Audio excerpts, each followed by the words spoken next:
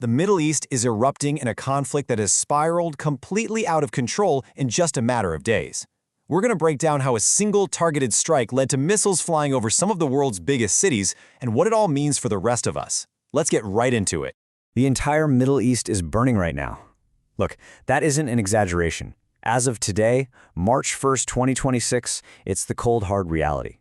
This quote really just captures the shock of a region that's plunging into open warfare, pulling in global powers and, bringing the world to a really dangerous edge. So how did this all happen so fast? I mean, this conflict is no longer contained to just military bases or remote targets. No, it's spilling out into the open. We're talking about missiles raining down on some of the world's most iconic and modern skylines. Okay, this is a snapshot of the chaos as it's happening right now.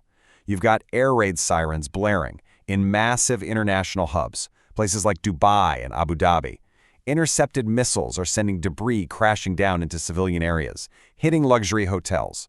And the immediate fallout? Well, global travel has been thrown into complete turmoil, with some of the world's busiest airports just shut down.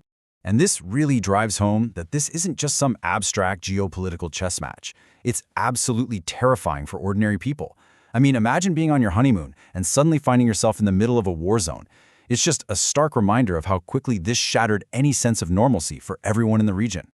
So how did a region that many people associate with luxury and, stability descend into open war in just a couple of days?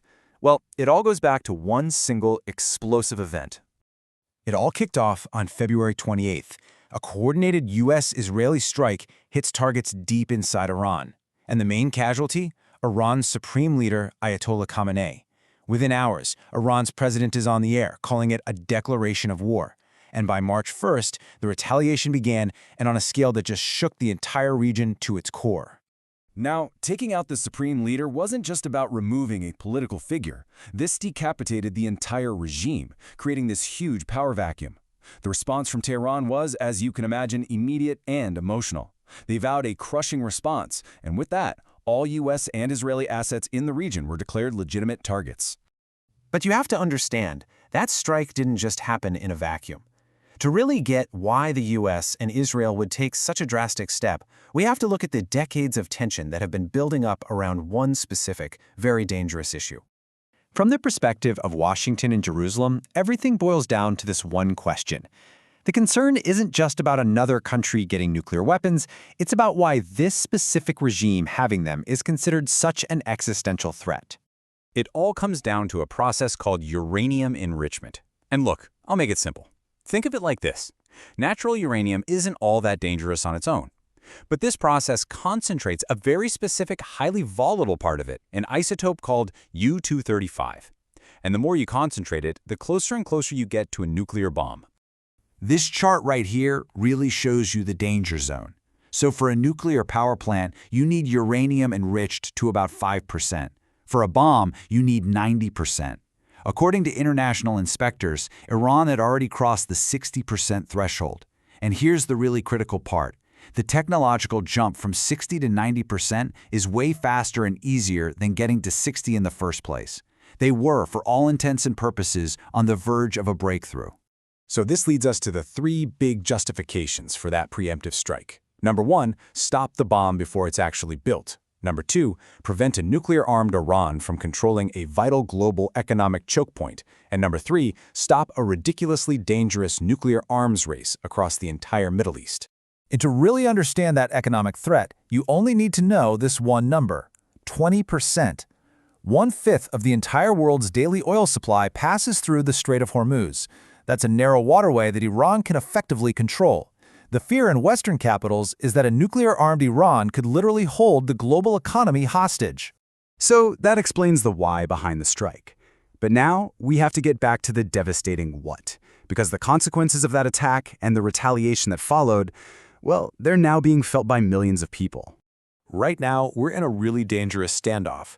Both sides are completely locked into their positions. You have the U.S. and Israel saying they're only conducting surgical strikes on military sites and warning Iran not to escalate. Meanwhile, Iran is calling its attacks a justified, crushing response to aggression and says everything is a legitimate target. There is no diplomatic off-ramp anywhere in sight. And caught between all of these political statements is the real human cost.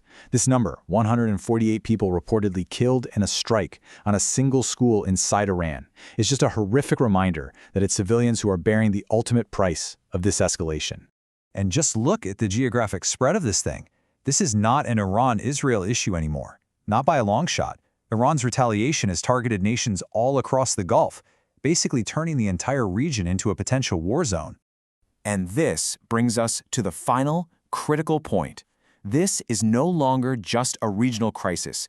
The shockwaves are already being felt across the entire globe. The most immediate global impact? Pure chaos in the skies. With Middle Eastern airspace now effectively a no-fly zone, tens of thousands of flights have been canceled. And this isn't just stranding travelers on vacation. This is severing a key artery of global trade that connects Europe and Asia. And you can see the world is scrambling to react. Major airlines like British Airways have grounded their flights, governments are putting out urgent travel warnings and drawing up plans to evacuate their citizens, and allied military forces already in the region, like those from the UK, are now on high alert, dangerously close to the line of fire. This quote from the Crown Prince of Saudi Arabia really brings us full circle, right back to that fear that started this whole thing, a regional arms race. This isn't just a hypothetical scenario. Saudi Arabia has been crystal clear.